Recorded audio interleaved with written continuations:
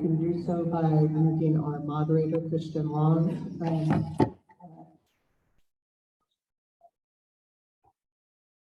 eligible or make him aware that you'd like to participate in.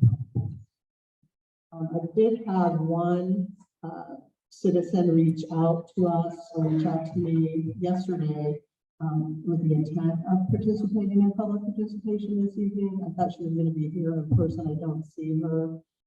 That may be something that once we get the audio restored, we may want to see if she's in our virtual audience.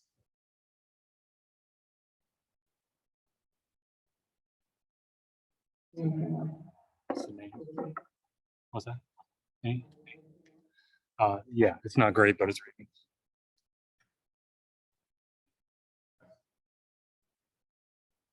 I did not.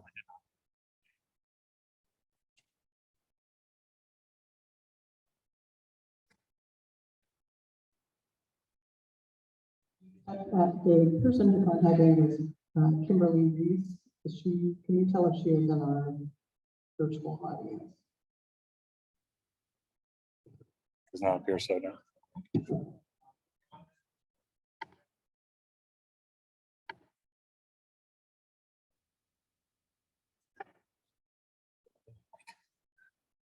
Make sure your mic's turned on.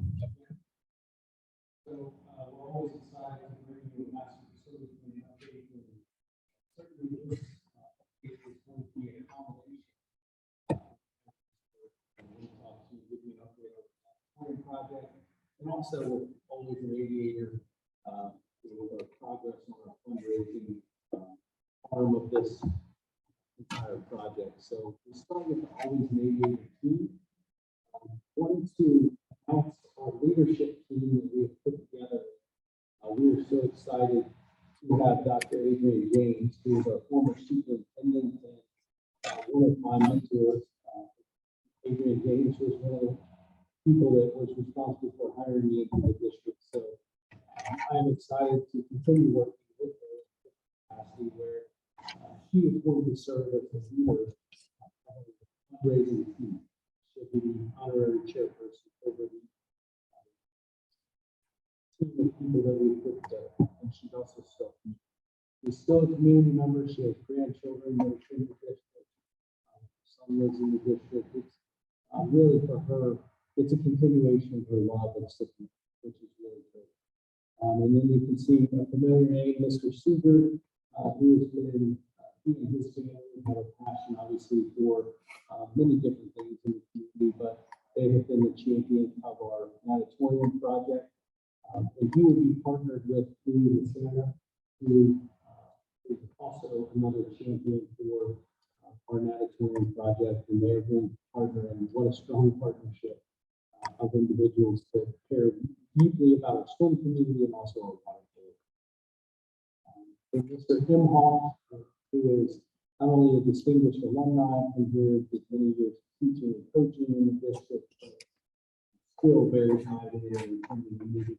He cares deeply about all our Sycamore events and activities, but he spends a lot of time with our baseball and softball programs. So we're looking to find an additional partner for that, but he will be working in that capacity. And then Super Bowl champion Mike Matthews, who is also executive at Mercy Health.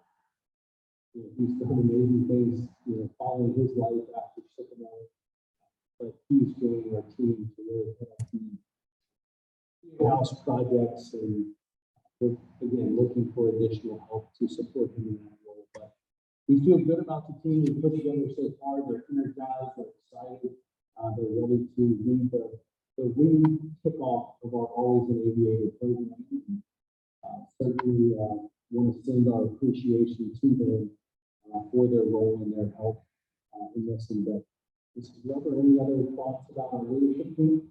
I think you covered it well. They have a lot of unique experience within the district, as well as great qualifications to help us lead this team. In fact, they met with us today, and did want to give you an update on that meeting. Earlier this week, we sent out a list of potential sponsorship opportunities to the board to ask you for feedback. I will tell you, we asked for feedback from our leadership team today, and they had some different ideas on that I think will be a much better approach to being able to get additional contributors to the plan. So we're going to reshape that based on their feedback. Thinking about the group that was sitting at the table, we have someone who regularly donates to these types of activities. We have a couple people who are on boards of not-for-profits. And then also Mr. Matthews, I think with his work in the hospital field, healthcare field, has seen some different approaches as well. So we took all of that input today and are going to come back with a different kind of plan for that, probably at our November 2nd meeting. We have to be able to bring that back to you. With that, it may require some changes to our naming of facilities policy, but I think the input that they gave us was much more aligned to what our policy currently is. So I think that's actually going to be a really, really good change. But it did get the discussion started. And I think that knowing that the people who are going to lead this really need to have the buy-in and the support of what we wanted them to do is really important. So good meeting today. We'll bring you back an update on November 2nd. So if any of you, and we'll have information ahead of time for that as well. So I think that we're headed on the right path. We've got a preliminary, a start of a donor list, and I'm going to work on that in the upcoming weeks to be able to get some of those first targets, because one of the things that's important to this group is that November 2022 calendar year for charitable contributions is going to be coming to an end here soon, and we want to take advantage of that. If there are any of our community members or alums who'd like to provide a contribution to the program before that happens. So good meeting today, great leadership team. I think we're going to have a good time working with them, and I know they're really motivated to take this forward. So I don't know, are there any questions or anything else that we need to know from the always an leader standpoint? I would just like to throw the board's appreciation for the support and the extra effort for this leadership team in our district, and for all the time they're going to put in to help us raise money to support our student athletes and our student arts program as well. I appreciate it as well, but I do have a clarification question. This is a superintendent's committee, not a board. That's correct. This is a superintendent's committee. Look forward to a November update, and then obviously as we go along, look forward to updates on progress of November. So thank you very much. Next slide, Mr. Long.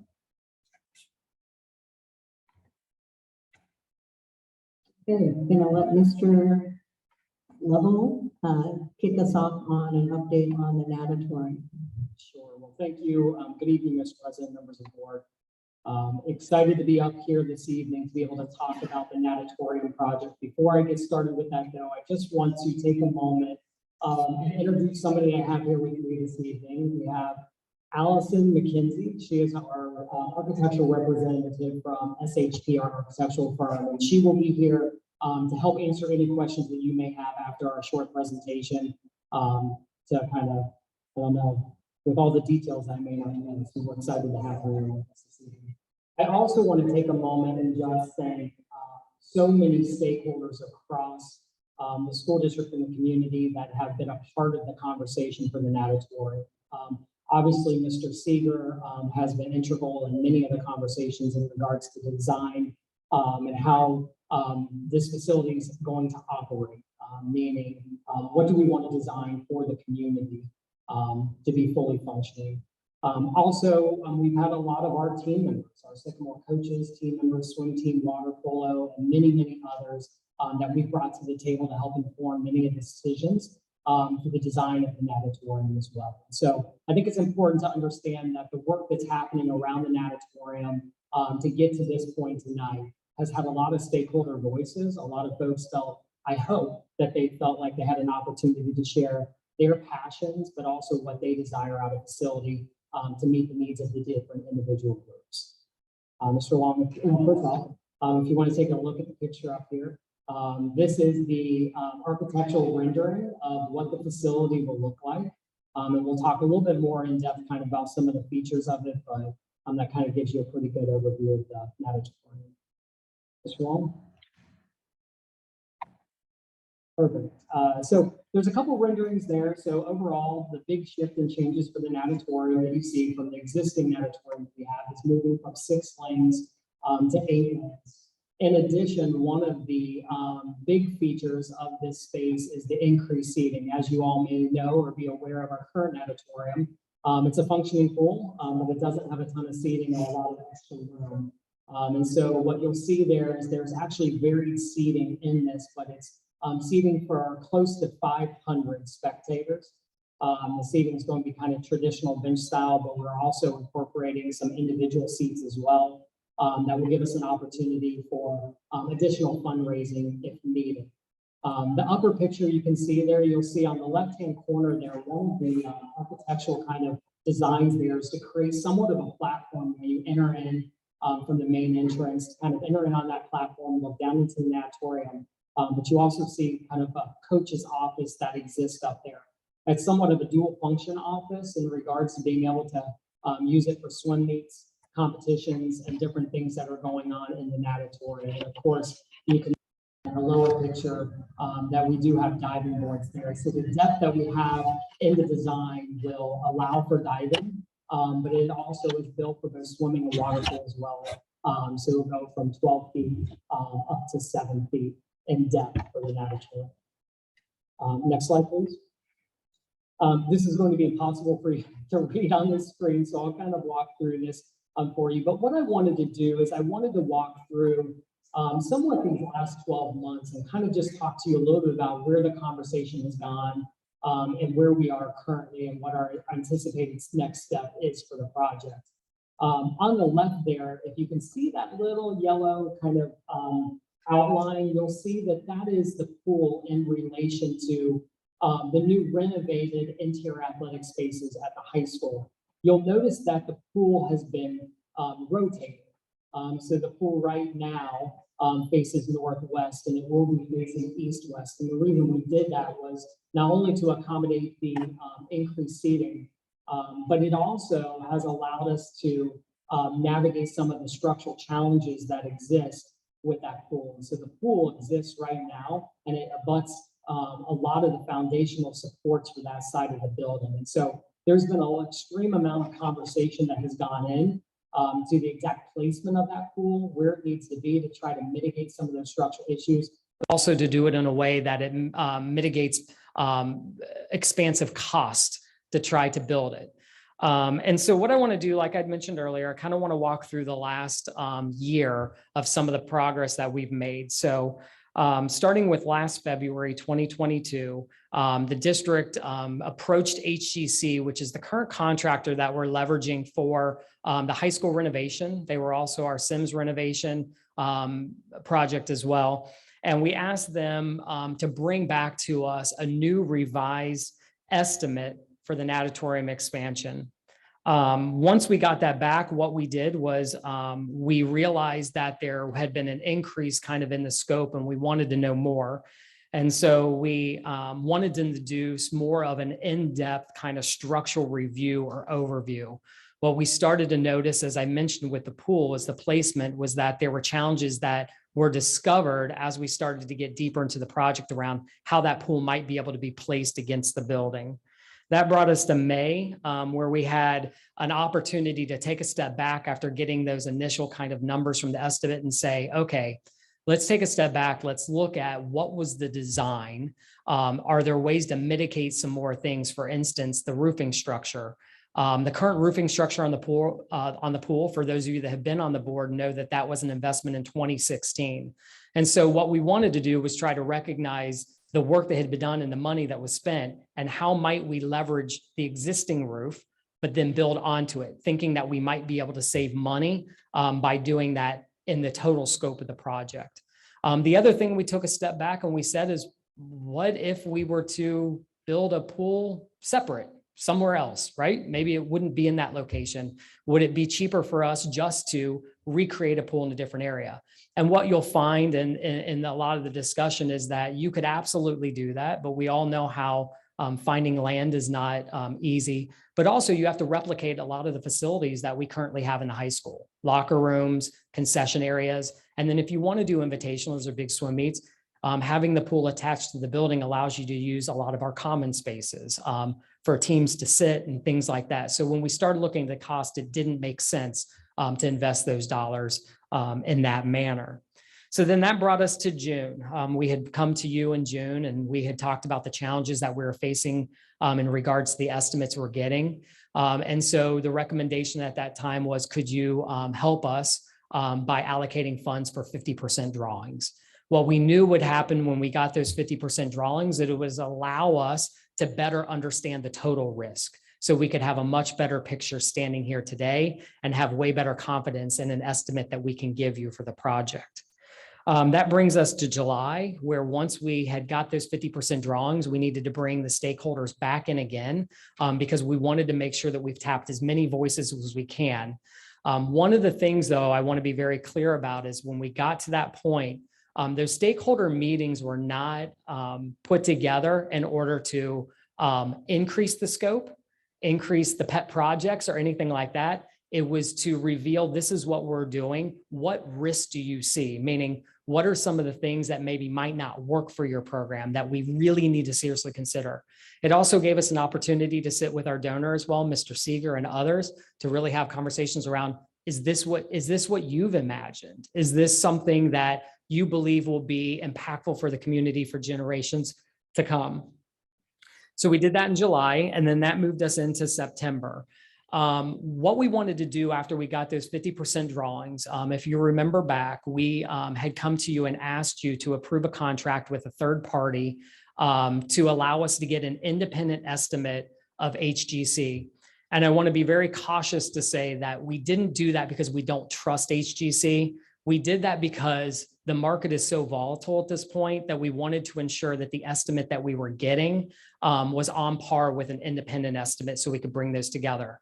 So what that looked like was as HGC took those 50% drawings, they took them back to their estimation team, they got their contractors and those folks they work with, and they brought forward their estimate. About a week later, we got the same independent estimate based on the 50% drawings from JS Held. Those two estimates at that point were within $80,000 of each other. That's huge. That shows us that not only did SHP do a great job in getting those drawings to a point where it was clear for both the third party JS Held and for HGC, but it also gave us confidence that both of them were seeking competitive contractors to give them numbers. And it gives us confidence tonight to bring forward a number for the project. So after we got both of those estimates, it didn't stop there. What we did was we wanted both HGC and JS Held, the two estimators, to get in a room together and to talk about it. Even though it was an $80,000 difference, what we wanted to know was, hey, why did you come up with this number? Because there were some places on the estimate where JS Held had estimated really high and HGC might have been lower. And so what we wanted to do is really understand a little bit more clear on what was your approach to doing that thing. And through that, there was some incredible conversation. I think I ran over to Mr. Lewis or Mrs. Weber's office after, like, this was the most fascinating meeting ever, right? Because there were such rich conversations around, well, tell me why you did that. Okay, all right, well, this is what we were thinking. Do you think we could? So we did that. We then came back to the table and Mr. Seeger, at that point, some other stakeholders got together. And that estimate that we got was including our current roof structure and adding on. Well, by doing that, there's just complexities around how you have to build to try to maintain the structure that exists over the current pool. And so we asked the hard question. We said, look, as much as we want to save the roof that we invested in, is that the best approach? Is it going to be more financially, sound to actually remove that roof and build a new roof structure? And so we actually had them go back and we had them wrestle with that. And they went back and forth. And what we found is because of the approach of construction with maintaining the roof, it was actually significantly cheaper for us to just put a new roof on. And so I know that it's hard sometimes to make an investment, but what we wanted to do is we wanted to really take a look at the project in totality and say, what is the best approach? And for instance, if we keep the roof, you have to build more supports to maintain that roof, which means you have to build the structure first, then the pool. And if you just think of that and take a step back from the complexities around building a pool once a structure exists, it's more complex and it costs more because you have to prefab things outside of the space and bring them in. By being able to build the pool, then the structure just inherently creates cost savings across the board. So anyways, that was in September, and then we're here tonight. And this is our opportunity to not only share with you the timeline and some of the things that we've done, but also help move to the next step in this project. One of the reasons I invited Allison this evening is not only can she kind of help through some of the fee structure conversations, things like that, if you have those questions, but she can also talk a little bit about the timeline as well. We don't have to talk about that at the moment, but if we want to talk about that down the line, we can. So Mrs. Weber, I want to give you an opportunity as well, if there's anything that you want to add. At our last meeting, the board asked us to look into a couple of things, and I want to give a update on those items, but also want to just make you aware that there's nothing that we're going to ask the board to approve this evening. This is more providing update on timeline, providing update on the cost estimate, and then also talk about 3 things that we would like to have the board consider for approval at our November 2nd meeting. And what we need this evening is if you have immediate feedback on information that you'll need to make those decisions, that would be great to have that now, but it's also to make you aware and to give you the opportunity that if there are questions that you need to forward to me, Mr. Lovell or Mr. Lewis for further research, we would like for you to do that as well. So with that in mind, the 3 things let me just first give you an update on some of the things that were asked of us at the last meeting. One is, and I believe Mr. Lovell shared the overall new project cost estimate for the pool renovation and expansion is approximately 10.1 million. So that's a different estimate than what we have talked about in the past, and creates a funding gap from what we currently have in our budget and from our generous donor, Mr. Seeger and his family, for the Seeger Family Natatorium. So there were a couple of things that we went back and looked at. One was, is there any funds available in the current master facility plan? And then secondly, are there any funds that aren't in the master facility plan that we may need for other projects? So thinking back to past meetings, the board has, given that many of the green project is over budget right now. We know that there are potential needs for contingencies at the junior high project as well. We looked at whether those funds that we've already set aside out of our cash reserves are going to be adequate to meet those projects. We believe that they will, because we're at the point where Sims is complete for the most part, and we think we may have a small amount of contingency coming back to the overall project budget. Green, we think we will be able to cover anything left in that project by contingencies that we've already held in our district-wide contingencies. So we think that that project is going to be okay as well. Looking at the high school, there's still contingency funds left in that budget that we think will cover the remainder of those projects that were included in the bond issue, including, I think there's still some additional equipment that needs to be purchased at that building. So we feel okay about the high school. And we think that the $1.5 million that we currently have earmarked in the cash reserve will get us through at the junior high. So while I don't think we're going to need to ask for anything additional from the board for the current major projects that we have, I think that there's also not likely to be a lot of additional funds from the overall bond issue to be utilized for the natatorium project. Okay, so hopefully that was kind of what you were looking for. We can provide more detail at the November 2nd meeting or in advance, but that's kind of where we are with MFP funding in total. Mrs. Weber, you mentioned all the projects except for transportation. Oh, and Do you- transportation. I do think we we have, Do we still Hey, feel they- that the contingencies for transportation? we are do have a adequate? pretty significant contingency in Mm-hmm. transportation. Plus, we added some things into the contract itself We did. that, for example, I believe there's a contingency within the contract for poor soils that Correct. would be utilized first before the set aside that we have. So I think we did more of that kind of planning within that transportation contract than we had, for example, in Green and the junior high. Is that correct? Yeah, that's correct. The contract actually has $50,000 set aside for soils, any issues. But to your point, we have a healthy contingency on that project. Thank you. Okay, thank you. The next question is, what is the current funding gap?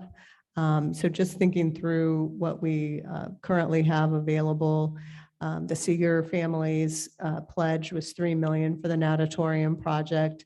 The district and taxpayers had $500,000 for pool renovations from the bond issue.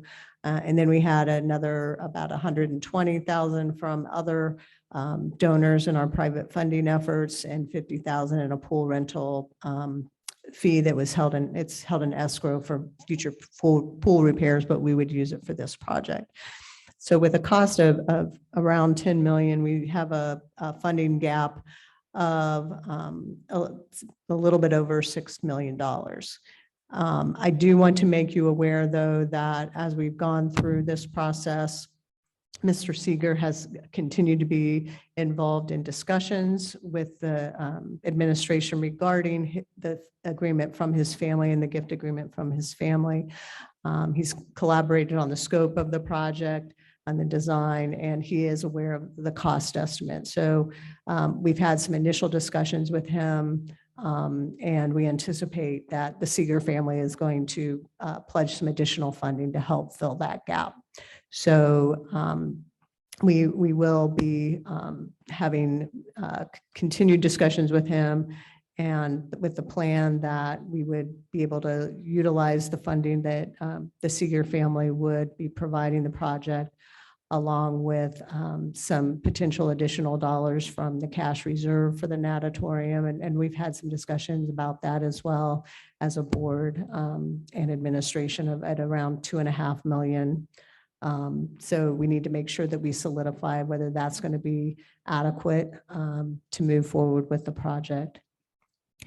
So we're getting there. All of this to be said is that what we're looking to bring forward, if we can get all of those pieces to come together at the November 2nd meeting, is a revised gift agreement with the Seeger family, as well as a resolution to authorize use of the district's cash reserve for the natatorium project to help fill that gap for the approximately $10 million project.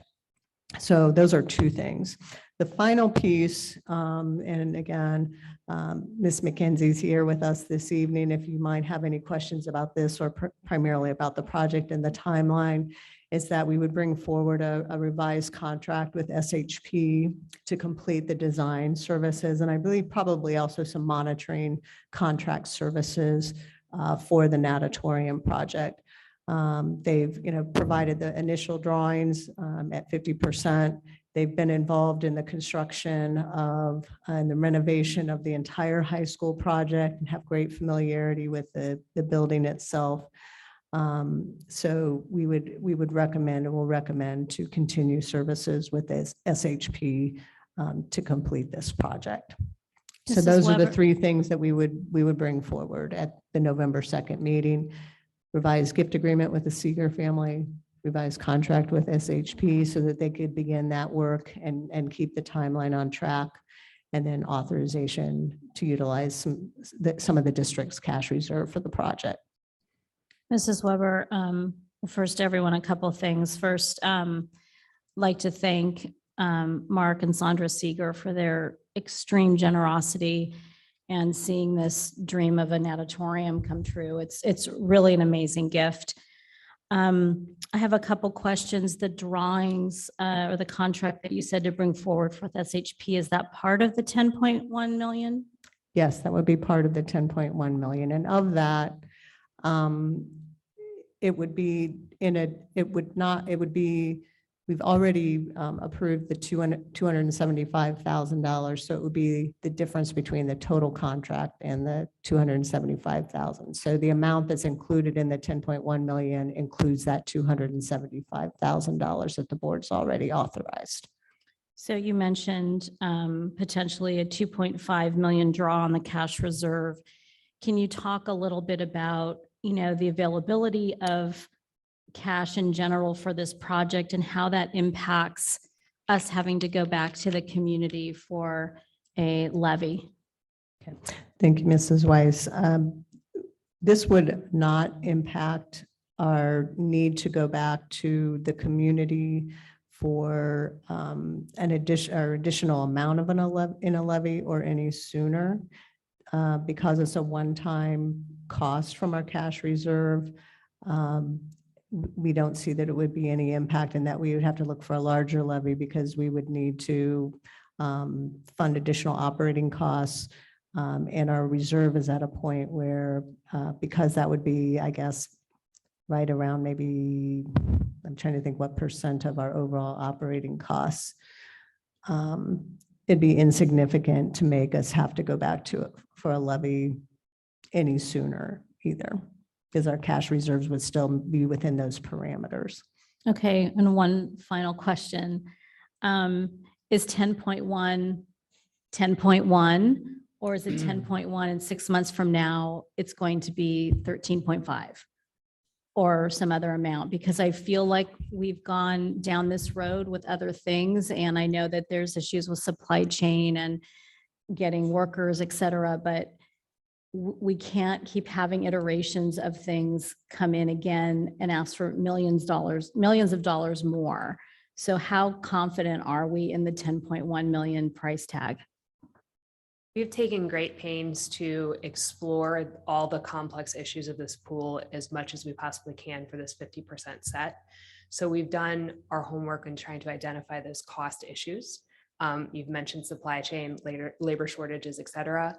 These estimates do have a higher than normal escalation value placed in them by both of the estimators on it. So we feel good that as long as we move forward fairly expeditiously to get this project finalized as far as the drawings are concerned and construction beginning, we feel confident in 10.1. Certainly we do have that 50% left to document. We will go through great pains with that as well to make sure that we're not increasing scope as we do that. That is certainly not a position any of us want to be in at this point. It's hard to predict what the market's going to do. We think we have enough escalation in there. I certainly can't guarantee that, but I think we've all really done our due diligence to make sure that this number is as good and complete as it can possibly be. Can you walk us through the timeline? So once SHP potentially gets the agreement to go forward with the last 50%, how long does it take before it actually goes out to bid? Because again, I share Mrs. Weiss's concerns. The longer we wait, we're going to see continued escalation. We're going to see shortages due to natural disasters of materials, increased, and continued increases in the economy and inflation. Yeah, absolutely. So once we get the go ahead, 3 to 4 months, I'm hedging a little there because we're over the holidays likely with this approval timeline. But the idea would be to get the drawings, if we get the go ahead in November, the first meeting, we would be getting the drawings into the hands of HGC in January in order for them to put together their final price for approval. And then once they have that usually they're pretty quick with that, you know, a month, 6 weeks to do that kind of putting a final number to it process. Once they start putting shovels in the ground, this is going to be about a 12-month process. But this won't just be HGC, it'll go out to bid to other companies or no? That is something that we can certainly work with whatever the board would like us to do. We can go public bid, or we can stay with HTC because of their familiarity with the high school. So we can work either way. I'm going to step in really quick. Beth, you want to talk about that just for a little bit? I think, you know, when we talked about this project and we worked with HGC, not taking out the bid would add complexities in regards to the unpredictability of what that estimate may come back in at. And so adding it as part of the GMP to the high school was the route that we would like to move forward with. Anything else to add there? Yes, I think that they could mobilize more quickly. And I think whenever you switch contractors in the midst of something that has this kind of structural complexity, it could potentially add cost just because there's more, they would add more risk probably to their bid. It'd also add a little bit of time. And there's nothing in ORC that says we have to put this out to bid, or we can not put it out to bid? We would just, because we already have a CMR, a construction manager at risk in place, we would just amend that agreement and have a new guaranteed maximum price agreement, which would correspond to those plans and that scope and the costs that they would provide to us.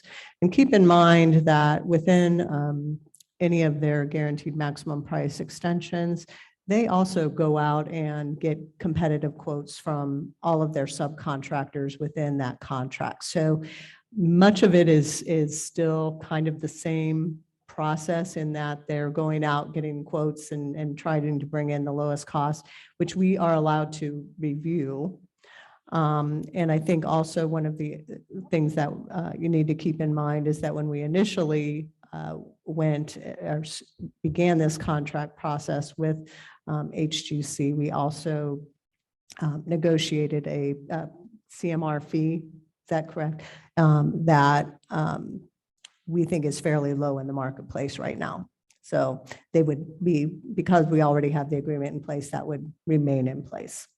I would echo that going with HGC, I think has several advantages as far as their extreme knowledge of the building at this point. They've been working in it for a couple of years, as well as their ability to put together that price fairly quickly.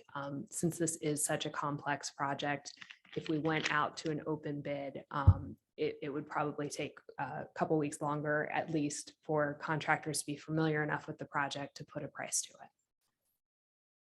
Yeah, and I would also just echo Mrs. Weiss's concerns of, 10.1 is 10.1. It's not 14, 15, because the path forward to move on this project gets less likely the farther we deviate from 10.1. My question is about the scope of the project. Are we including, we find out what the width of the pool deck is, for instance, and also is the office upstairs going to be overlooking the pool so we don't have to throw a window in to make sure that people can actually run the scoreboards from up there? And then things like ventilation that need to probably be addressed. Sure. Pool areas get very hot. I'm just going to throw all these out there right now. You don't have to answer all of them, but just in terms of what we need to understand for the scope, like is there underwater viewing in this pool for diving, for instance, and for coaching for swimming? So just to understand what exactly the full scope of the project is, just a brief. Sure. I mean, yeah, that's a hard conversation. I'll do my best. I can tell you that as part of all the stakeholder feedback, what we wanted to do was capture all of those things. So there was intentional conversations around the width of the pool deck. How wide do we want that pool deck? How wide can we have the pool deck based on the existing structure that we're working in, knowing that the parking lot's on one side and we can only expand so far. I can tell you we went as max as we could around the deck. We also worked really hard to minimize any type of visual obstructions from the stands. We wanted to be able to see completely to any part of the pool for any of the visitors that are up in the stands, but also, again, allowing folks to move on that pool deck. In regards to underwater viewing and everything like that, just because the pool is below grade. We can't go down any deeper. We can't go on the side.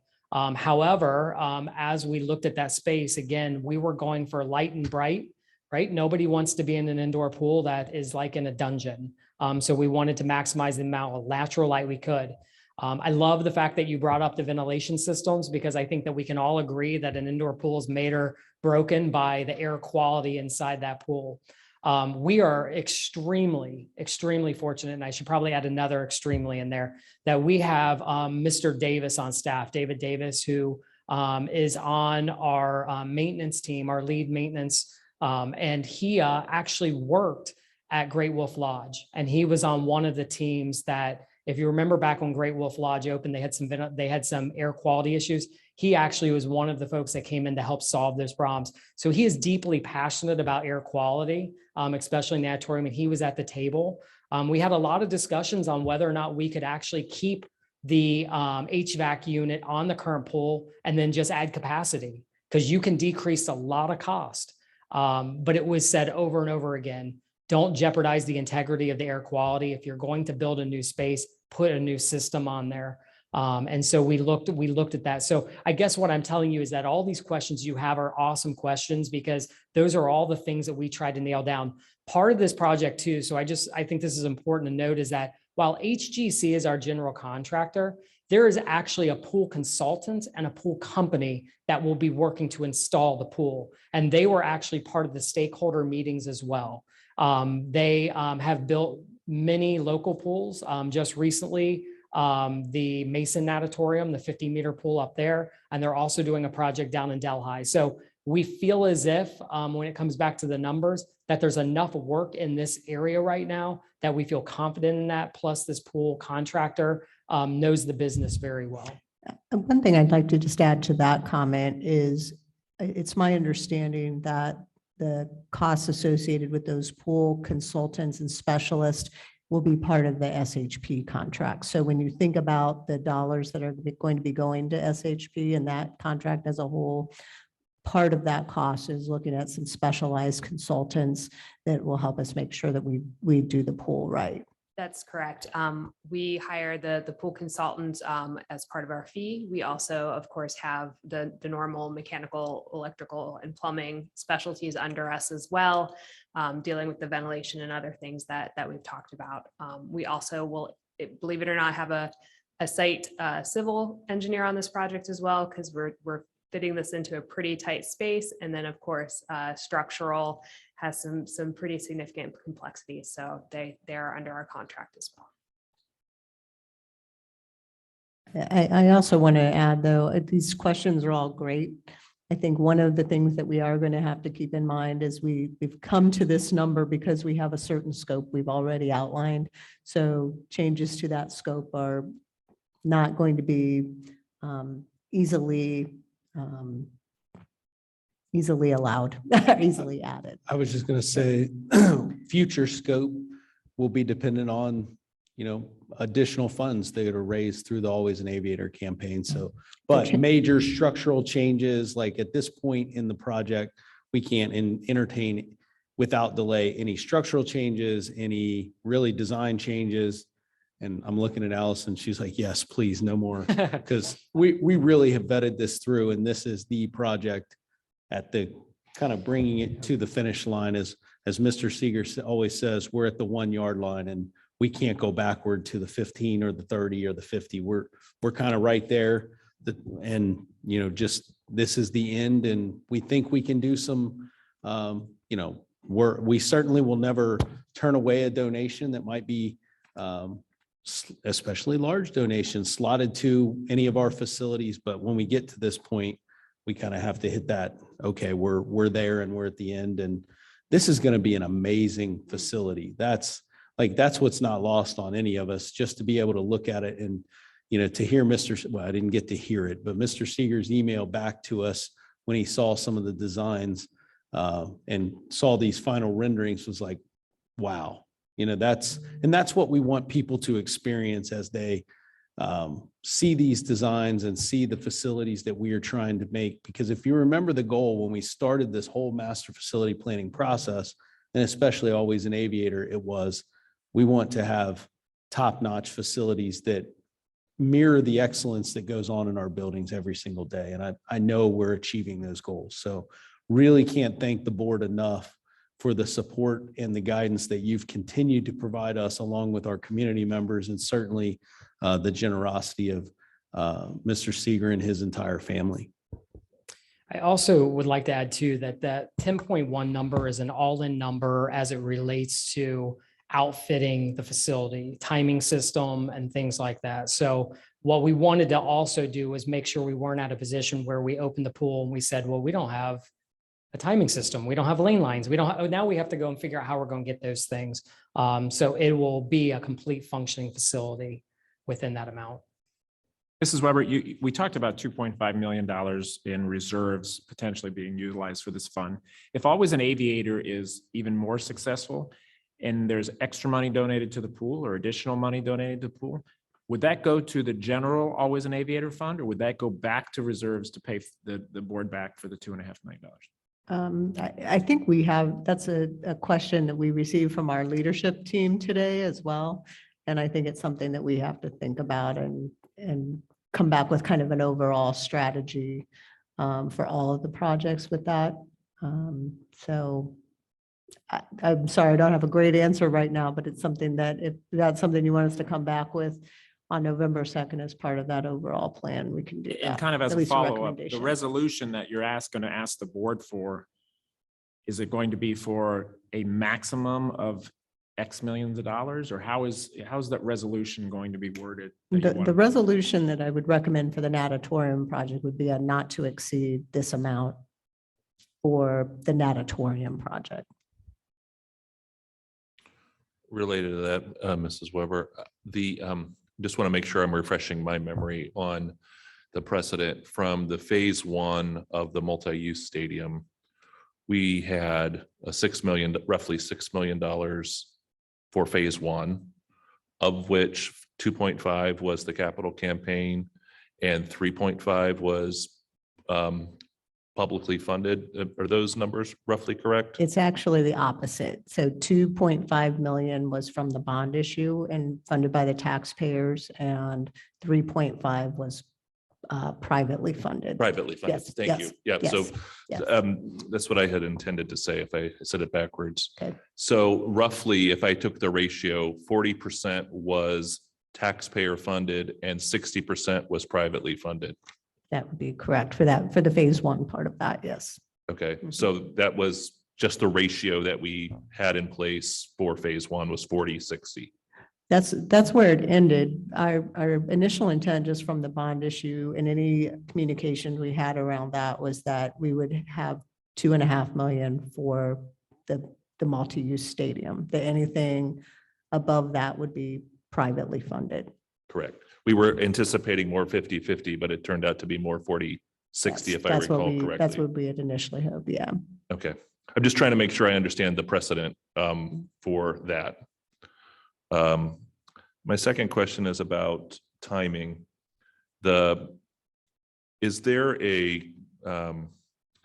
think there was some mention about the private funding and the potential tax year of this. Is there a timing concern on moving forward? Because one position could be we wait for private funding for the full amount.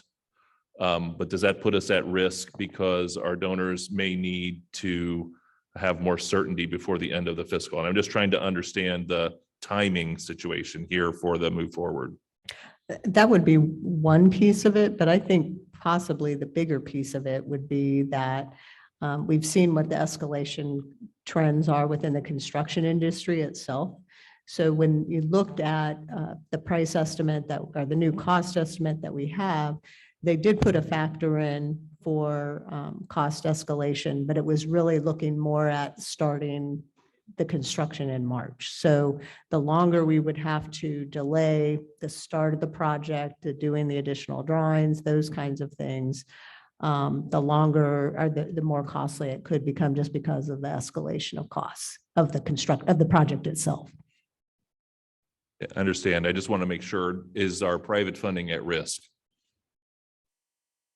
I don't think it is if we can move forward on November 2nd. I think we can make sure that we have that plan in place that would still allow both the Seeger family and their contribution and any other potential private donors to get a contribution in by the end of 2022 if they wanted to. Is that, maybe I'm not answering the right question? I'm going to put it in a different context. Okay, If the board held the position that we're going to hold until we have this 100% privately funded, that will take us more than November 2022. And that could push the approval out by an unknown amount of time. I think that's correct. And I think that would potentially, the donors are going to want to know that the project will occur, I think, before they'll be willing to make those kinds of contributions. And if we can give them not only a 2022 opportunity for their private funding contribution, but also 2023, that would be, I think, potentially helpful for those who might want to make a larger contribution, but spread it over a couple of tax years. And, I'm probably not asking this so eloquently, but what I'm trying to get at is, are we at risk of our major private donor Mr. Comerford, if we delay? understanding your question, based on my conversations with Mr. Seeger, and other donors, I do believe we would be at risk if we were not moving at the next meeting. Thank you. That's the clarity I was looking for. Okay. I have, not that, You cannot be so suave. Sometimes. and It's just- been a long day. And at the highest level, I mean, realistically, our greatest risk based on, looking at all the different funding sources, the amount left for us to privately fundraise would be 250,000. That's where I believe that we would be, assuming that all the other donations come in as we have had conversations about, and we've raised 66,000 of that 250. So that would be the risk of the board at that point. If the board is willing to fund a difference and all the other donations come in, that's the amount we're talking about that we're at risk for. Which out of a $10.1 million project is pretty minimal risk. Risk But reward. just to be clear, that would be in addition to the 2.5 million that we've already discussed. Okay. I have just one more question.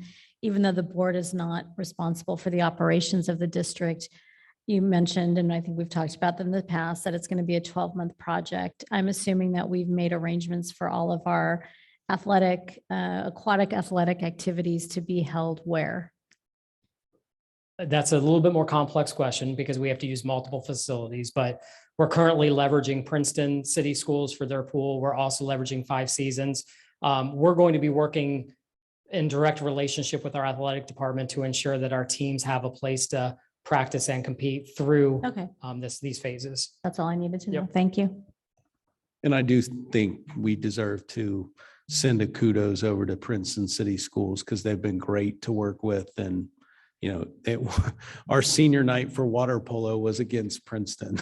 At Princeton. At Princeton. So they were very accommodating and letting us do that. So. Thank you, Princeton. Great discussion. Thanks for all the information. It sounds, Mr. Lovell, like you're a pool expert now, so. Become an expert in a lot of things these last 12 months. But thank you. We for your time. appreciate everybody's work on this project. Thank you. Okay. So again, I just want to make sure that if you have any follow-up questions, thoughts, please make sure we're aware of those as soon as possible because we have an intent to bring back 3 action items at the November 2nd meeting for your consideration. But even if all 3 of these things are brought forward and the authorization passes, that's not the approval to go ahead and start construction. That's not the approval for the construction contract. Correct. That would probably occur in what, February? Yes, February would be the target. Yeah. Just wanted to clarify that. Thank you. Okay, I need a motion for the change order of Sycamore Junior High construction project. So moved. Second. Any questions? Mrs. Weber, please call the roll. Mrs. Weiss? Aye. Dr. Steger? Aye. Mr. Ballant? Aye. Mr. Comerford? Aye. Motion passes. I need a motion for the approval of the contract with Solient Health LLC. So moved. Second. Weber, please call the roll. Mrs. Weiss, Aye. Dr. Steger, Aye. Mr. Ballant, Aye. Mr. Comerford. Aye. Motion passes. I need a motion for the approval of the job description revision.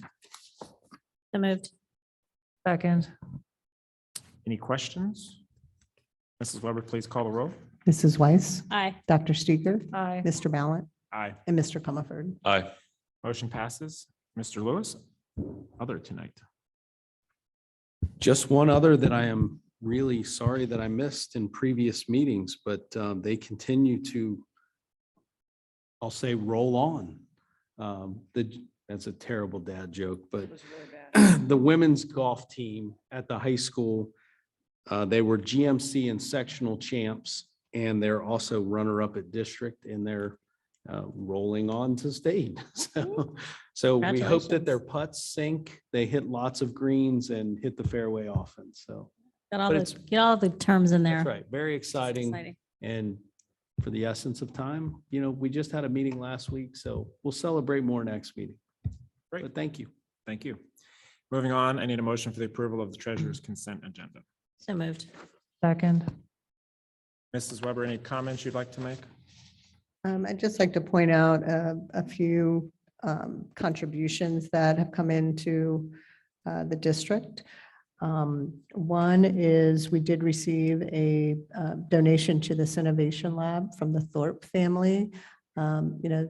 Talking about giving, the Thorpe family also is a donor to the natatorium project. So they continue to provide support to the district. Also want to just point out that we have received a couple really nice contributions from one family and then from an anonymous donor to help a couple of our students at, I believe it's at the junior high, be able to participate at Carnegie Hall. So that's all really nice money coming into the district to help students. Great. Mrs. Weber, please call the roll. Let me make sure it's Mrs. Weiss and then Mrs. Weiss, Aye. Dr. Steger, Aye. Mr. Comerford, Aye. and Mr. Ballant. Aye. Motion passes.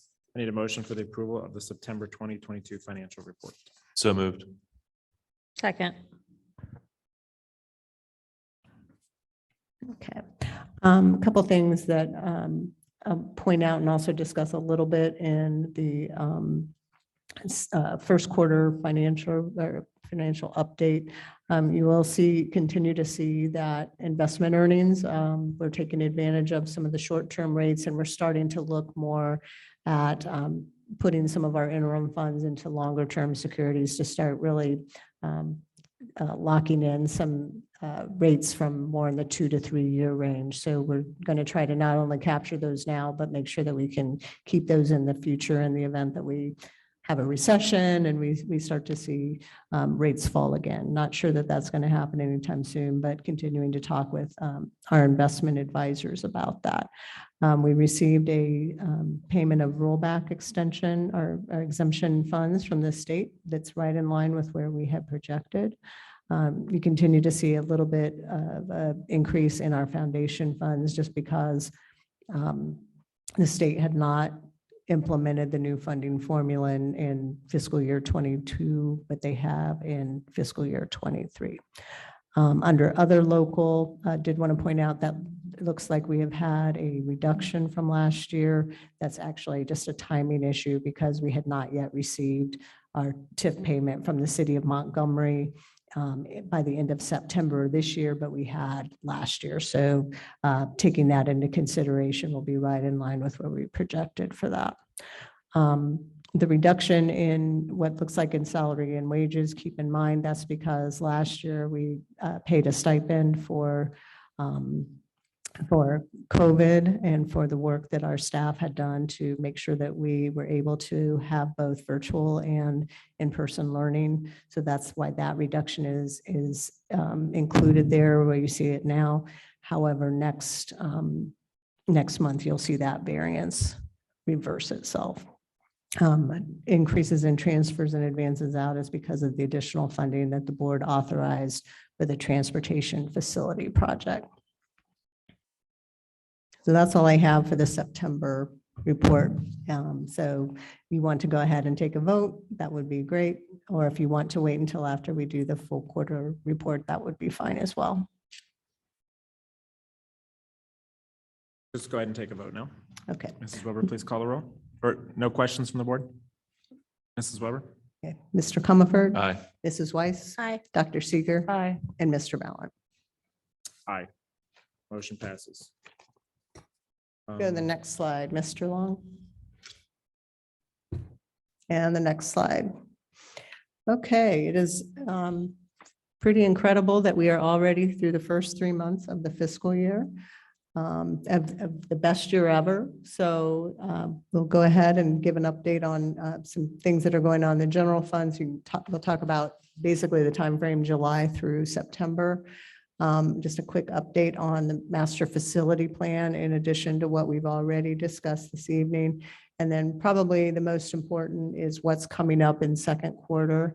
The first quarter typically is one that always ends up being a little bit wonky because the first 2 months of the fiscal year are really the majority of the cost in that time frame is paying salary and wages that were incurred in the prior school year, paying July and August wages and benefits for our staff. So let's go on to the next slide. Okay, first, just to make the community aware, by the end of September, we had received our second half real estate tax settlement from the county. That's right in line with last year. And typically, because we're not in a reappraisal year, because we haven't had an additional levy, our levy proceeds are fairly flat from year to year.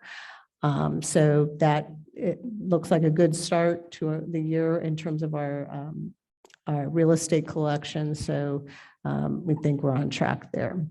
As I noted already, we're seeing some increases in investment earnings, which will help us when we're looking at revenue to expenditure ratios for the year, because we really, when we had looked at past forecasts, we had not anticipated that to happen yet. So that's something that we will take in mind when we look at our next forecast.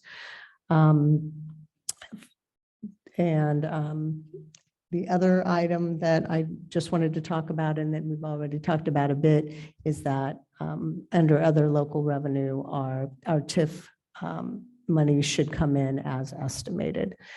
Some of the things that we'll actually be looking at, and if you can go maybe 2 more slides up, Mr. Long, that when we think about second quarter, the things that are coming up are a revision to our 5-year forecast that will be at our November evening meeting. We're going to have to take a real good look at the impact of some of the things that are occurring in this fiscal year. One being a larger than anticipated increase in health insurance costs. That's something that we'll see it's hit a little bit in this first half of the year because our rates change at the calendar year point. Last year, we saw a 9% increase in health insurance rates, and this year we're looking at a 17.9% increase in health insurance rates.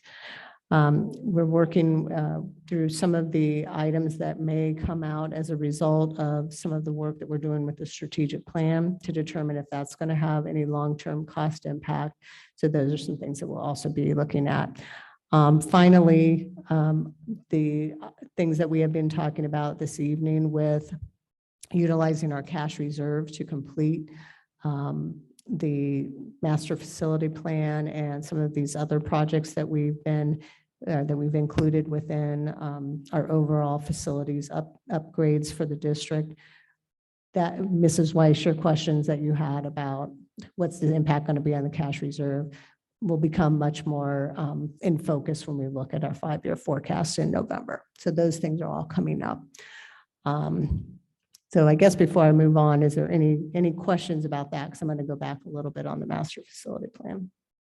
I have a quick question on the rising healthcare costs of 17.9%. Is that overall, or is that just the increased cost to the district and not including the portion that the employees pay? Is that an overall? The employees portion will also go up 17.9%. Okay, so across the board. Is across the board. Okay, Yes, thanks. because they pay a set percentage of the total premium cost, so their costs are going to go up as well. And we're actually, Dr. Davis and I are getting ready to kick off open enrollment for this year. And so that news has been delivered to employees. And one of the things we advise them to do is look at, if you have another source of health insurance, this may be a time that you want to take a look at whether you want to continue on the district's plan or look at other plans. Unfortunately, I think that all the health insurance plans are going up significantly, with the exception of STRS and SERS. So the state's pension plans, I've heard, are not going up. In fact, I think one of them might be decreasing a little bit. So I don't know if they just took their cost increase earlier than we did, or what happened, but I think it's a tough time in terms of healthcare costs.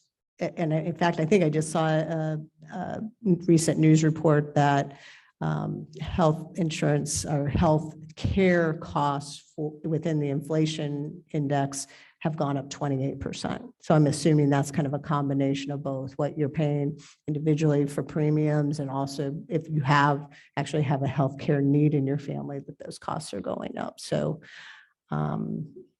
it's going to be going up for everybody. But I think if you, it is horrible that it's going up, but if you look over the last, say, 10 years for our district, the healthcare cost increases have been extremely low. Yes, it's been typically it's been 2% or less per year. So it's been crazy until now. Okay. All right. Okay, just a quick update on the master facility plan. At this point, we are at 95% of our budget has been obligated or expensed.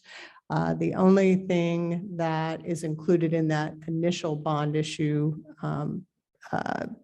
budget that I think we have not yet bid out, and Mr. Lovell, correct me if I'm wrong, but I think the only thing that has not been competitively bid within the initial scope, so that would be excluding the natatorium, is the furnishings and equipment for the high school and the junior high. Is that correct? Okay, so that's the only component missing. Everything else has been bid, or we've had a price for any of the other work to be completed, with the exception of that. And then the natatorium project, should we decide to move forward with that. Okay. All right. Okay, go back one more. Okay, the final thing that I just wanted to make you aware of what's next is within the next couple of months, we already do have the Auditor of State working with us. We're trying to get a quick phone call set for Mr. Comerford and the lead audit and me, and we all have busy schedules, so we're trying to find a time to get that to happen. But we anticipate that we'll be on time to wrap up the audit by the end of the calendar year. That's also key to the audit of our financial statements for the period that ended June 30th of 2022. So Mrs. Moore is working on getting it's now, instead of being called the CAFR, it's now the ACFR. I don't really know why, but anyway, so our financial reports are going to be done here within the next month or so, complete audit, and get that completed by the end of the calendar year. So look forward to giving you that update in the next couple of months. Any questions? Thank you very much, Mrs. Weber. I need a motion for the resolution directing the treasurer to resolve issues related to the issuance of securities of the Sycamore Community Schools. So moved. Second. Any questions or comments from the board? Weber? Dr. Steger, Aye. Mrs. Weiss, Aye. Mr. Ballant, Aye. Mr. Comerford. Aye. Motion passes. I need a motion for the approval of personnel consent agenda, including addendum 4A. So moved. Second. I know we don't normally comment on personal consent agendas, but there are two people's names on here that definitely deserve recognition for their many long years and significant contributions to our school community. And those would be Mr. Victor Harris and Beth Weber. And Kathy Jones. Victor's been a teacher at the junior high for many years, a coach, and he's spent, I believe, his entire teaching career here as well, impacting the lives of many kids, thousands of kids over the course of his career. So definitely we will miss Victor, we will miss Kathy, and wish them the best of luck as they move into the retirement phase. And then finally, as I mentioned, Mrs. Weber is retiring, not until the end of July, so there's plenty of time that she's still going to be working with us. The board is beginning our treasurer's search, and that will take place over the next several months with the hope to have a new treasurer named approximately in March. We definitely thank Mrs. Weber for her many contributions to our district over the 24 years that she's been here. And like I said, she will be around till the end of July. So we're going to hold off our congratulations and our thanks to her and celebrate her career at a later date. So with that, Mrs. Weber, please call the roll. Dr. Steger. Aye. Mr. Comerford. Aye. Mrs. Weiss. Aye. And Mr. Ballant. Aye. Motion passes. Moving on to other Board of Education business. Mrs. Weiss, Legislative Liaison. Yes, thank you. Legislative Liaison Report. Pretty brief today. So Mrs. Weber, if you have anything else, just chime in at the end. The State Board of Education approved a resolution to authorize the Ohio Department of Education to put out an RFP for a search firm with the purpose of finding candidates for the state superintendent of public instruction. A more concerning one, the State Board of Education voted 12-7 to send a resolution to the Executive Committee for further consideration. This resolution opposes the proposed changes to the federal rule that would interpret Title IX as banning discrimination based on sexual orientation and gender identity. Title IX is not adopted. It could put at risk federal funding to Sycamore. The Ad hoc Legislative Committee unanimously passed a resolution that would recommend to the General Assembly the repeal of the provision of the third grade reading guarantee law that mandates retention of a third grade student who does not meet a minimum score on the third grade English language arts assessment. The full board will consider the resolution at their November meeting. That's all I have. Great. Any additional comments, Mrs. Weber? I do not have anything additional to add. Dr. Stegers, Sycamore Advisory Commission update. Okay, SAC met on Monday, the 10th of October in the district office. We had a very full house and enthusiastically met with people who hopefully be voted in as new members this evening. I'm not going to rehash Mrs. Weber's financial health of the district because I think we just got a good update from you right now, but she gave us a great update. A teacher on SAC mentioned that there is a desperate need for educational assistants and subs, particularly certified or SPED subs and long-term subs. She said that the buildings are drowning without this support and students are losing valuable education minutes. She also said the building administration has been stepping in to do many of the roles. She suggested that we hire a few building subs for each building as well as more EAs. Also, a parent chimed in that some class sizes are over 30 at Green and up to 36. So I'm going to just ask how we can possibly make this a little bit better for everybody, if that's how it's going on. Next, we were introduced to the SAC projects for the year, and everyone's being divided into their groups as we speak. And these are the cultural calendar comparisons, which is you're going to look at the calendars of districts similar to Sycamore and make sure we are honoring various cultures without creating calendar issues. The second is examine SAC bylaws, like we are doing ourselves, to review and update bylaws. 3 is wellness for Sycamore employees. What are sustainable wellness supports, services, and activities that we can do for our staff members?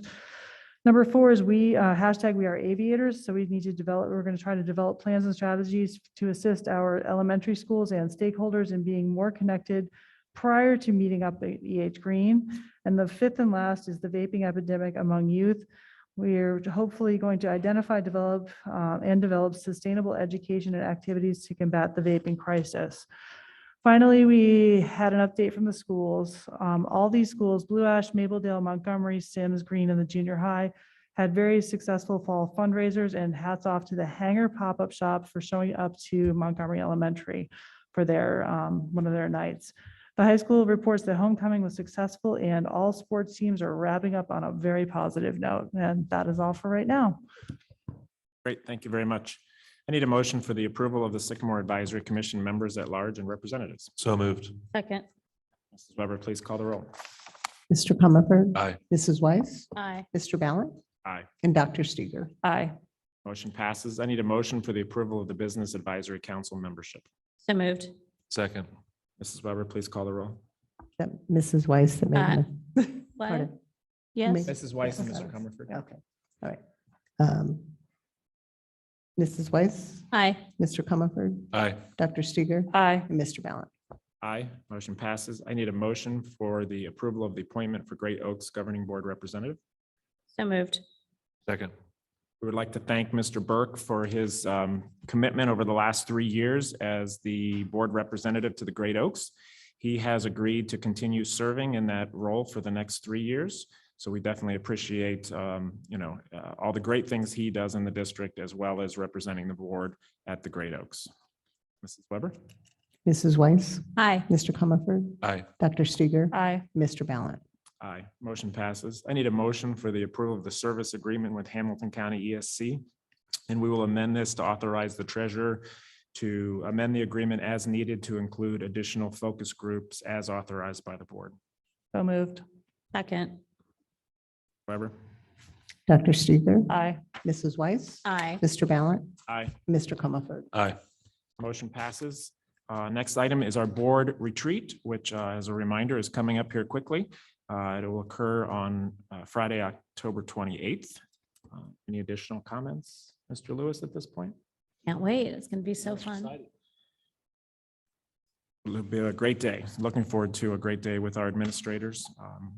So next, moving on is policy project update. Mrs. Weber? I just want to give you a quick update. We are going to have about an hour of time within the retreat to review a few outstanding policies that will get us, I think, to completion of the next draft of the policy manual. Our plan will then be over the November and December meetings to have reviews of that and the readings of that so that we can have this policy wrapped up by the end of December. And we still, we don't foresee additional board meetings outside of the retreat? I do scheduled not. I board think meetings? that we can get it done in the 4 meetings that are available. Great, thank you very much. That's all in your court. That's all Uh-oh. what? It's in your court. I think we're in good shape. We will get it done. I'd like to thank you, Mrs. Weber and Mrs. Bitter, even though she's not here, Yes. for the work on policy. It is a heavy load, and I'm really appreciative we're going through all of them this year. Yes, and thank you. Mrs. Wagner spent a lot of time going through a lot of those as well. So I think you made it to every meeting that I was in. So thank you. Okay, thank you, everybody. We will adjourn the meeting.